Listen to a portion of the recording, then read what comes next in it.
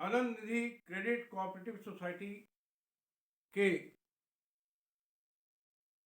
पीड़ित, सताए हुए और मेरे प्यारे निवेशक एवं कार्यकर्ता बंधुओं, मैं Ajay Tandon, advocate supreme court, राष्ट्रीय अध्यक्ष ईमानदार भारतीय पार्टी, आप सभी को सूचित करना चाहता हूं कि पिछले 1 वर्ष के मेरे अथक प्रयासों के बाद कल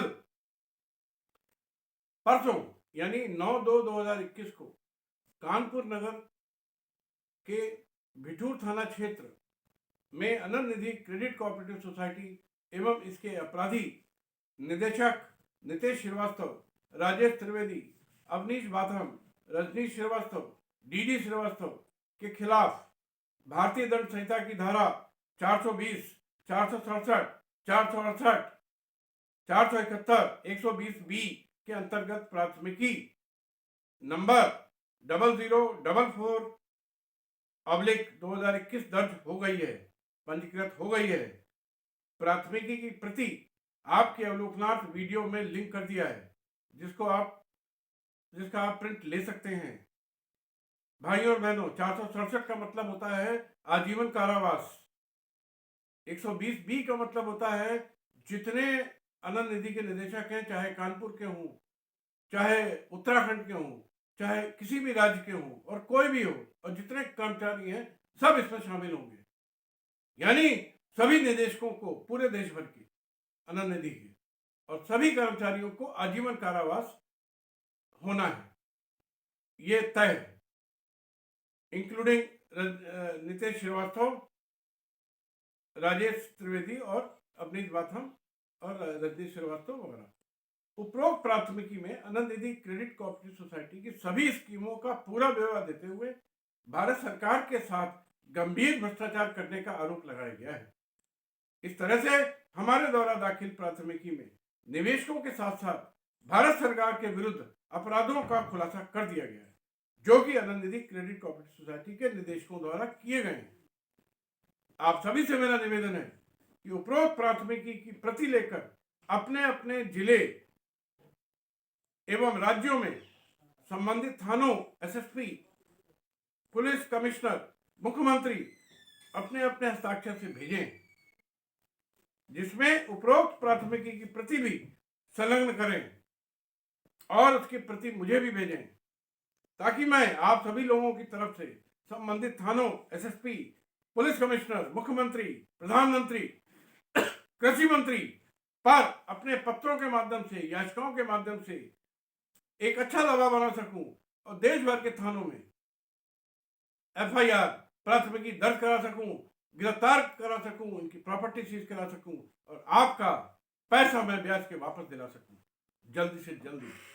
बंधुओं, मैं आपके मामले में सर्वोच्च न्यायालय में याचिका दायर करना चाहता हूं, क्योंकि केंद्रीय रजिस्ट्रार कोऑपरेटिव सोसाइटी में सीए से फर्जीवाड़ा करा के, एक फर्जी बैलेंस शीट ऑडिट करवा के सोसाइटी का लिक्विडेशन कर दिया गया है, जो कि अपने आप में स्पष्ट फ्रॉड है। और इस फ्रॉड में देश का कृषि मंत्री नरेंद्र सिंह तोमर शामिल है, केंद्रीय रजिस्ट्रार विवेक अग्रवाल शामिल है और सारे ये आईएएस आईपीएस शामिल है जो इससे संबंधित है, जिसके लिए केंद्रीय रजिस्ट्रार सोसाइटी आनंद निधि के निदेशकगण जेल जाने के अधिकारी हैं, लेकिन उनको पीछे के दरवाजे से निकाल देने के उद्देश्य से ऐसा फर्जी लिक्विडेशन किया गया। परंतु इस देश के दिक्कत यह है, इस देश में एक भ्रष्टाचारी दूसरे भ्रष्टाचारी को क्या बोलेगा, इसीलिए देश में इतने बड़े बड़े भ्रष्टाचार हो रहे हैं और चल रहे हैं। दुख की बात है कि देश का कृषि मंत्री नरेंद्र सिंह तोमर खुद सबसे बड़ा भ्रष्टाचारी है, जो कि नरेंद्र मोदी का खास आदमी है। इस प्रकार नरेंद्र मोदी जी की अविश्वसनीयता मेरी नजर में संदिग्ध है, क्योंकि इस फर्जी कृषि मंत्रालय और उसके अंतर्गत आने वाले कानून, multi state cooperative society act के अंतर्गत हजारों फर्जी कंपनियां रजिस्टर्ड हुई हैं और इन फर्जी सोसाइटीज ने हजारों करोड़ का फर्जीवाड़ा हजारों करोड़ों भारतीयों के साथ किया है। इस लूट की बड़ी रकम कृषि मंत्री को पहुंची है, ऐसा जनता का कहना है और ऐसा लगता भी है। मेरा अपना स्पष्ट मत है बहनों और भाइयों कि सभी कोऑपरेटिव सोसाइटी जो कि मल्टी स्टेट कोऑपरेटिव सोसाइटी के अंतर्गत पंजीकृत है, उनका एक पहले दिन से, प्रथम दिन से आज तक सभी बैलेंस शीट का उच्च श्रेणी के ईमानदार फॉरेंसिक ऑडिटर से ऑडिट होना चाहिए। बहुत जरूरी है। इसके बाद ही देश का सबसे बड़ा घोटाला जो देश की करोड़ों करोड़ों जनता के साथ हुआ है वो सामने आएगा। और बीजेपी सरकार का भ्रष्टाचारी चेहरा अपने आप को बहुत ईमानदार समझते हैं, पूरी तरह से जनता के सामने आएगा। ये दोबारा कतई सांसें में नहीं आने चाहिए, क्योंकि मैंने सहारा आनंद निधि जैसी दर्जनों कंपनी के विरुद्ध भरपूर साक्ष्यों सहित प्राथमिकियां पूरे देश में भेजी हैं। अपने समर्थन में सर्वोच्च न्यायालय का निर्णय भेजा, एडवाइजरी भेजी, लेकिन गरीबों की सुनने वाला कोई नहीं है। ऐसी सरकार को अगर हम भ्रष्टाचारी सरकार ना कहें और ऐसे प्रधानमंत्री को भ्रष्टाचारी प्रधानमंत्री ना कहें तो और क्या कहें? भाई और बहनों, आनंद निधि क्रेडिट कोऑपरेटिव सोसाइटी का पूरे देश में फंसा रुपया, एक एक रुपया मैं ब्याज के दिलवाना मेरा संकल्प है, जिसको मैं अपने धर्म की तरह निभाऊंगा। अंत में अगर रुपया निवेशकों से वसूल नहीं होता तो ये जिम्मेदारी सरकार पर डालूंगा, क्योंकि ये अपराध सरकार के विरुद्ध हुआ है।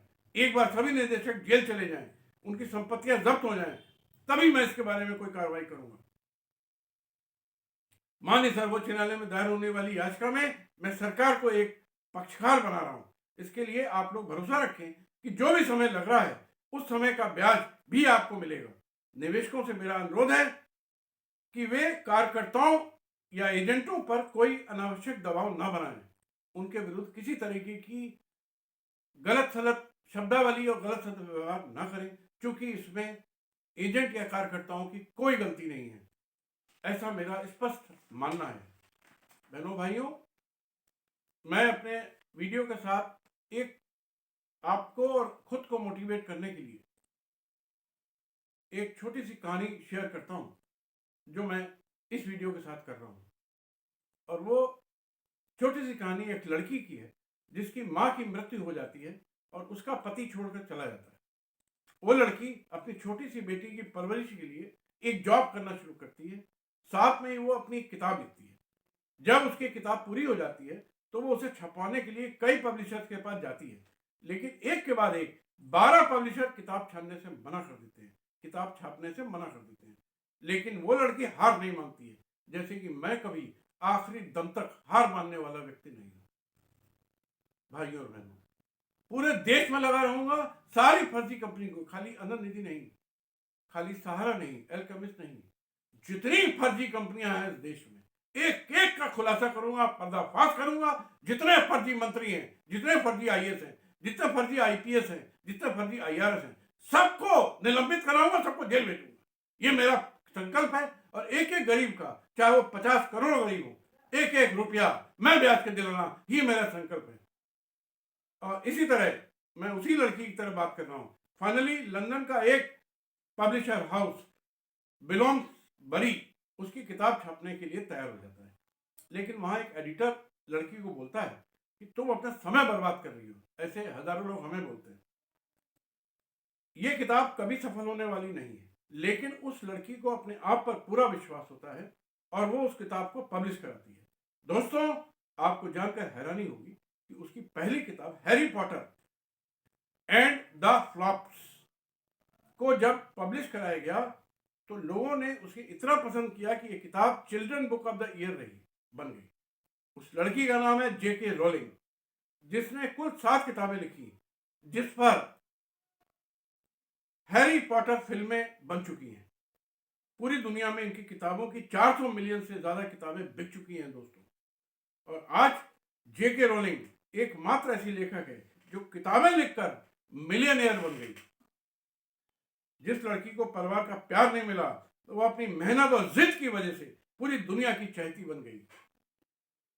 ऐसा ही मेरी मेहनत है और मेरी जिद है और मेरा संकल्प है कि आपका डूबा हुआ एक एक रुपया मैं ब्याज के आपके बैंक खाते में डलवाऊंगा। ऐसा मेरा प्रण है। आप लोग बिल्कुल चिंता ना करें, मैं आपके साथ हूं। जय हिंद, जय भारत, जय मां भारती।